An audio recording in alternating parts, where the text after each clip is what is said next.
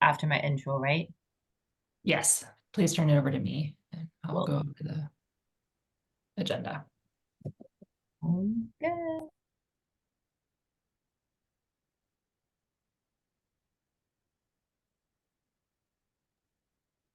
Looks like we're Yeah, starting thank you with for folks. oh, sorry. Oh, no, go ahead, Alex. Thank you for the superpowers, or what is it, the co-hosting superpowers, Jeff?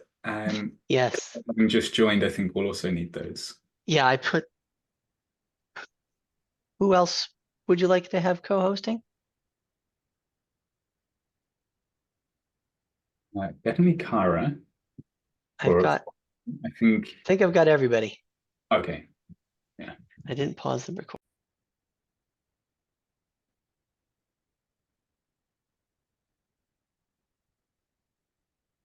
All right, welcome everyone. We're going to be waiting a few minutes for folks to join. While you're here, if you could please go ahead and rename yourself to include your organization so folks know who is here. To rename, you can hover over yourself, select the three dots in the upper right-hand corner and go to rename.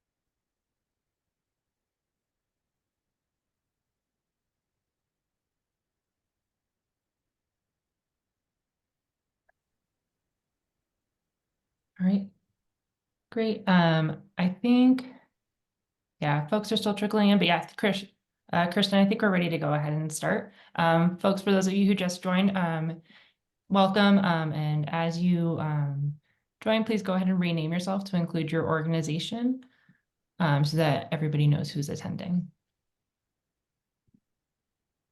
Great. Thank you, Stephanie.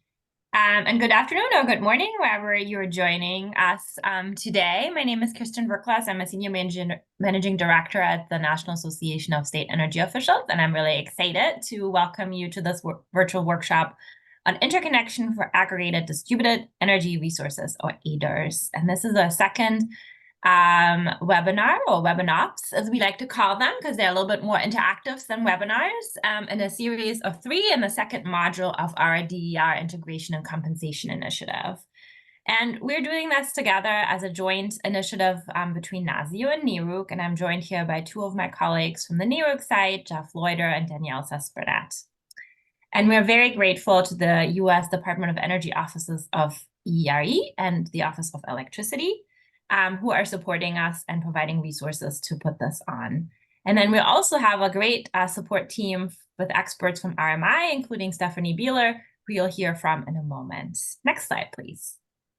So as I mentioned, this is the second of 3 workshops that make up the second module in our DER Integration and Compensation Initiative curriculum for this year. And so I wanted to provide you a little bit of context for attendees who might not have been part of the earlier webinars and have not been engaged with this initiative yet. This effort is prompted by a few key factors, none of which I think are surprising, but summarized here on the slide. And just briefly, the number and variety of DERs connected to the electricity system are growing. For quarter 22-22 will result in even greater participation of DERs in an aggregated fashion in the wholesale power market. And so that means that grid planning and operation must also account for this increase in DERs and aggregated DERs. At the same time, most DERs connected to the distribution system and therefore under the purview of state energy regulators, the NARUC members, when the system is owned and operated by a regulated utility, and more broadly under the purview of the state energy offices, which are the NASEO members, who set policies related to energy resources in their state. Both of these groups will be responsible for ensuring that these new DERs, the aggregated DERs, and planning for these new resources continues to support the safe, affordable, and reliable operation of the grid. And then to do that, they need information, resources, and guidance about the technical, economic, and policy issues that are created by this increase of DERs and aggregated DERs, including interconnection, which is what we're here to talk about today, compensation, and safe operation. And this holds true across the system, both at the distribution and the bulk power system level, and in areas that are part of a wholesale market and in areas that are not. So if you go to the next slide, this was sort of the impetus to create the DER Integration and Compensation Initiative and to convene and support our members from the NARUC and NASEO side in their decision-making. And our objectives, which we hope we're covering today or addressing today, is to inform decision makers, highlight risks and opportunities, and ensure awareness of different perspectives. And we're guided by an advisory group of 10 NARUC and NASEO members, and we're very grateful for all the expertise and guidance as we're putting this initiative together. So if you go to the next slide, just kind of showing where we are and to put this again into context, as I noted before, we're now in module 2 of the curriculum. The first module really was to set a foundation on some of these issues with 3 webinars on grid services that aggregated DERs can provide, how to assess the value of those services, and options for compensation, compensating the owners of those resources for that value. And you can find all the recordings and presentations on the NARUC and NASEO website, and we will drop a link to that in the chat. And now in module 2, we're focusing on 3 topics in a greater detail. Our advisory group helped to set those topics, and we also considered kind of your feedback in module 1, what kind of topics we should focus in module 2. And so we started that out with a look at federal funding opportunities. We now have interconnection today, and then distribution system planning in May.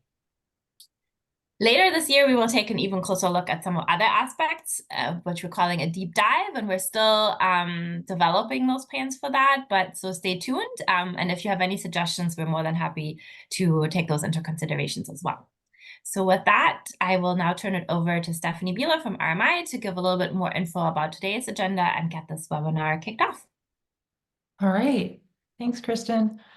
Yes, like Kristen said, we are currently on module 2, which is hot topics. We had a workshop last week covering how best to leverage federal funding for ADERs. This workshop today is going to be focusing on ADER interconnection. Today, and I'll go into the agenda a little bit on the next slide, we're going to be hearing from 4 speakers: Amy Hart from Sunrun, Frank McElvin from the California PUC, Sydney Forrester from Lawrence Berkeley Labs, and Raghu Sudhakara from Con Edison. They'll be giving mini talks today, and then we'll have the opportunity to have breakouts where participants will have the chance to ask each of them more detailed questions. We'll also be having a 3rd workshop May 1st from 2 to 4 p.m. Eastern, which will cover integrated distribution system planning for ADERs. We go to the next slide. The goal of today's workshop is to receive input on potential changes that you can make to the DER interconnection process in your state.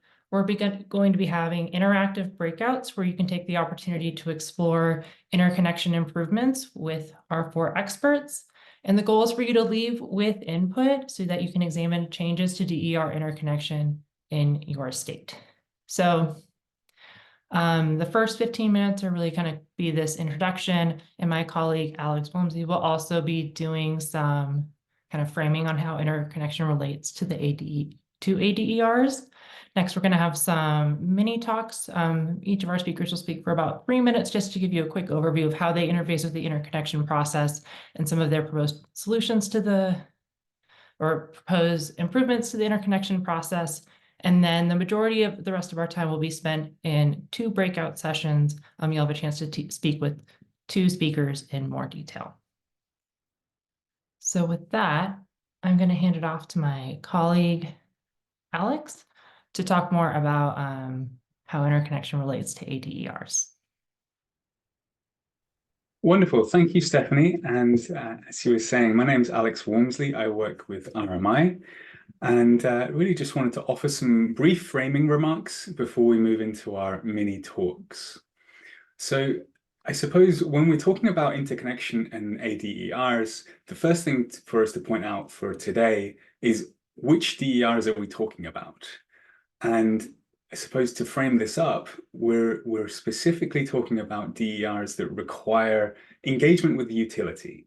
So we're not talking about things like smart thermostats, but we are talking about those which require engagement, PV, electric vehicles, storage, those kinds of DERs. And now to offer some brief remarks about how these support the aggregation of DERs and their wider services, I suppose really there are two elements which I can see for how we can think about interconnection.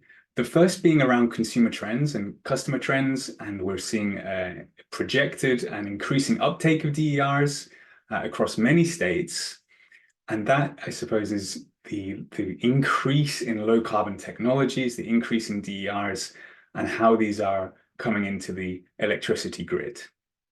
The other side of this, of course, is how the grids respond and how these grid requirements are changing, partly driven by these customer trends, partly also driven by, in many states, we're seeing a move towards renewables and that kind of broader shift as these grid services and their requirements change.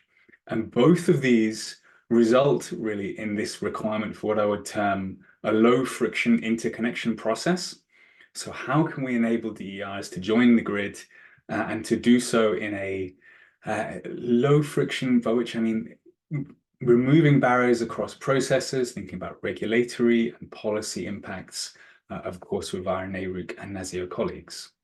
Now, to take the left of these customer trends, these also impact on a range of broader policy goals. So as interconnection changes, as interconnection processes become smoother, there is this broader set of impacts across things like customer empowerment, across customer resilience, and across social equity.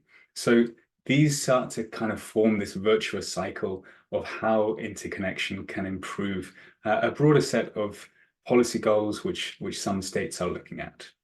Now, on the grid requirements side, similarly, if we get interconnection right, and if we make that process as friction-free as possible, we also start to see impacts across grid planning. If those plans are able to support grid services and ADER services, we can also see changes across resilience, and of course, the wider operations of how utility business models work and efficient investments. So really, both of these quite broad areas have a huge kind of impact and dependency across how interconnection works and how ADERs, aggregated DERs, can support both customer trends and support the grid as these changes take shape. And so really, just to kind of summarize this, the broader impact of what we're seeing, ADER interconnection supports grid services and cuts across many of these policy aspects. And that's really some fairly broad, fairly open framing, which I wanted to give in order to help our mini speakers discuss and think about how our work as a group here can impact and support aggregation of DERs in the energy system. So with that, I'm going to hand back to Stephanie to help introduce our mini speakers. Thank you. Great. Thanks, Alex. So yeah, like I said, today we're going to be hearing from a total of 4 speakers. They're going to be giving what we call mini talks. They're going to be spending about 3 minutes introducing themselves, explaining how they currently engage with the DER interconnection process, and then talking about 2 to 3 actions that they would like to see to support ADER interconnection in the next few years. First, we're going to be hearing from Sunrun, then we're going to be hearing from the CPUC, then Lawrence Berkeley Labs, and then finally, we're going to be hearing from Con Ed. So first, I'm going to hand it over to Amy Hart of Sunrun to talk about how she engages how Sunrun engages in the interconnection process and some of her proposed solutions. Excellent. Thanks, Stephanie, and everyone. Really nice to be with you today. So as a level setting on who Sunrun is, we are the nation's leading provider of home solar and battery solutions. So coming to the conversation from that perspective of a household or a family who's interested in installing DER solutions, specifically as it relates to this conversation, home solar and oftentimes paired with batteries. We are seeing a lot more interest in batteries, which leads to the ability for conversations about aggregated DERs, virtual power plants, how we can better leverage all of these solutions to help the grid to create a flexible and reliable grid. And so some of the thoughts today relate to experiences that we've seen across the country as we deal with interconnection at that local level, traditionally 25 kW and below for home solar interconnection, whether that's paired with batteries or not. We have a team of experts that work day in and day out with all of the utilities. We're in 22 states across the country, including DC and Puerto Rico. We know, though, that there are local home solar and battery installers in every state and run through similar processes that we do as well. But we maintain that relationship with the customer while we are processing, throughout the installation in the terms of our contracts, but especially important at the beginning stages where we will manage those interconnection applications, that process. If a utility needs to come out and do an inspection after the system is installed, we manage all of that scheduling and communication with the customer. So we like to stay closely engaged, not only with the customer, but then also with the utility and understanding and managing those processes. So I know the colleagues from Con Ed you'll be hearing from, but like we work with them every single day on interconnection applications, making sure that we have safe systems that are out on the grid.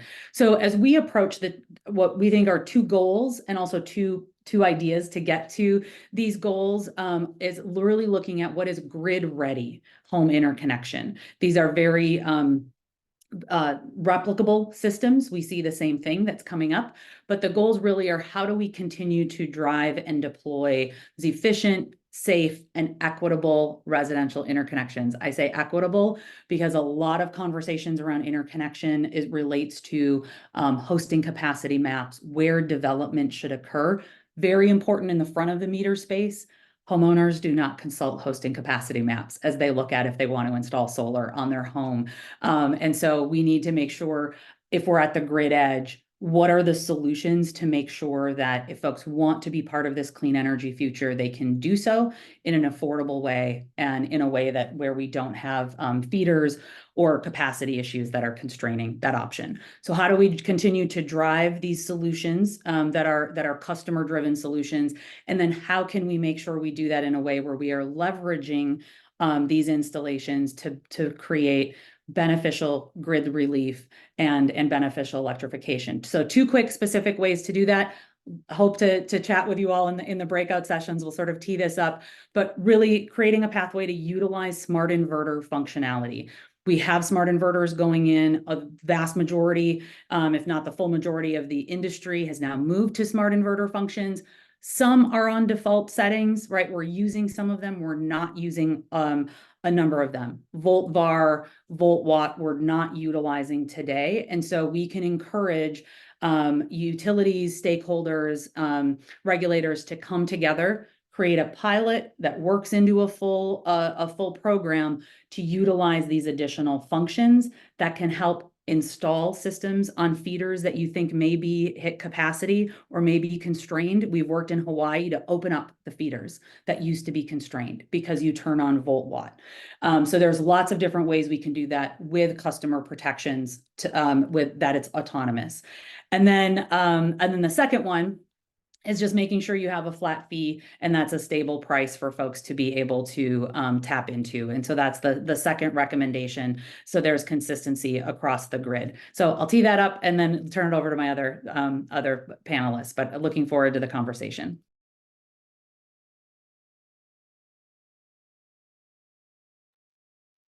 Awesome. Thank you so much, Amy. Next, I'm going to hand it over to Frank from the California PUC to talk about his thoughts on the interconnection process. Frank, I'll give it to you. Thank you, Stephanie. Hi, everybody. Pleasure to be with you.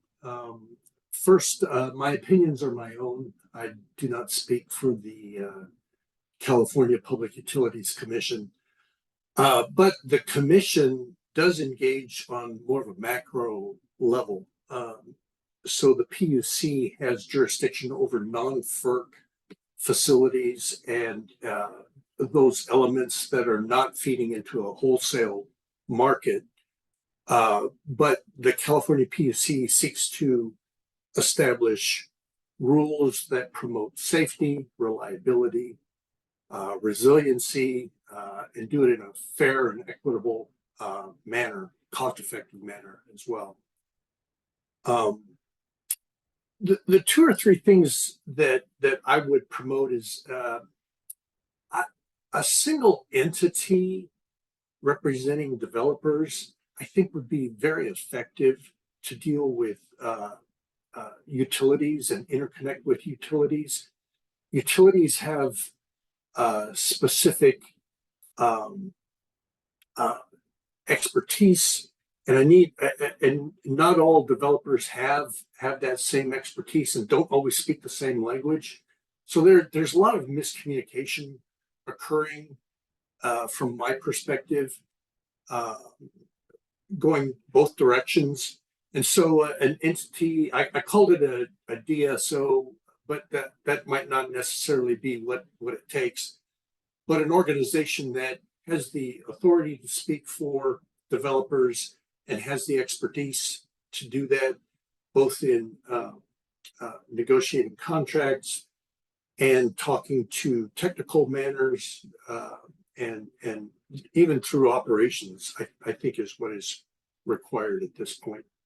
And then the final thing I would suggest is that all the aggregating requirements be finalized before that single entity engage with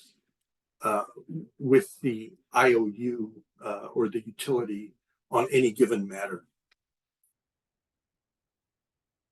I'll turn it back to Stephanie.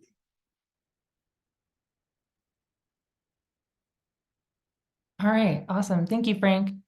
I am next going to hand it over to Sydney Forrester from LBL to talk about the research she's been doing on interconnection and her thoughts on how we can improve the interconnection process for DERs.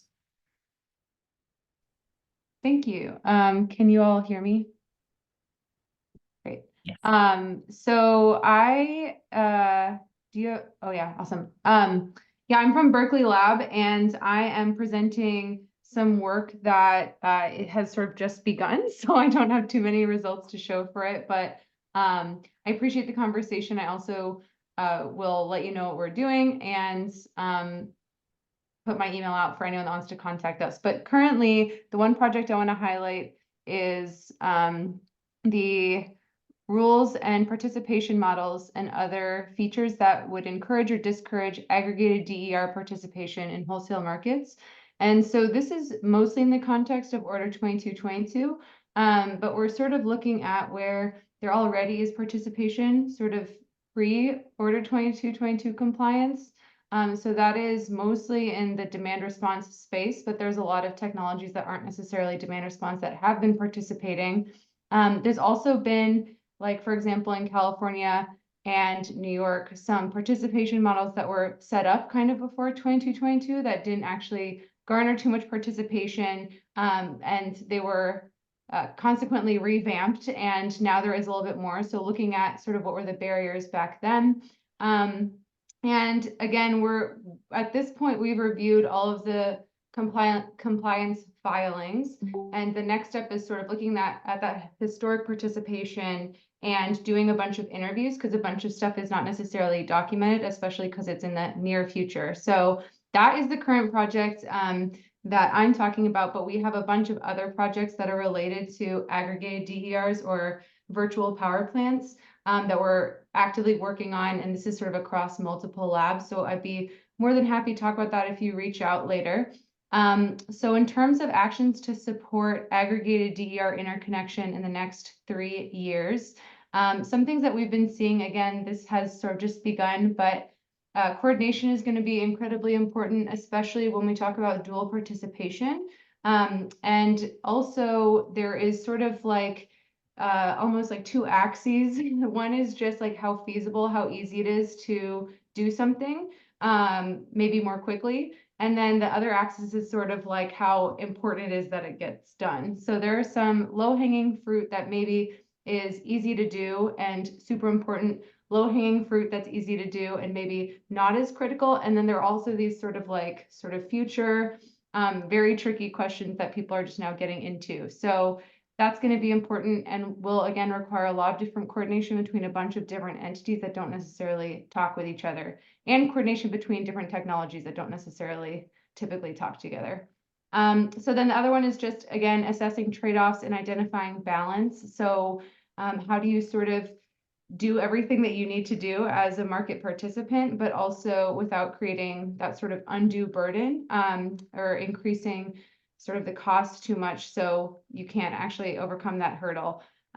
So the last bullet I have here, just to wrap up this super quick talk, is that we have a bunch of technical assistance opportunities.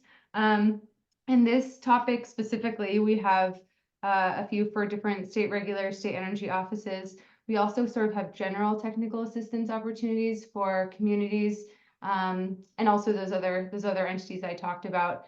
And there are sort of like too many different branches to list all here. So if you are interested in technical assistance, please email me and I can either send you the stuff directly or put you in touch with someone that can do so. So yeah, thank you all for having me, and I see my time. Great. All right. Thank you, Sydney. The last but not least, I'm going to hand it off to Raghu from Con Edison to talk about the utility perspective on interconnection aggregated DERs.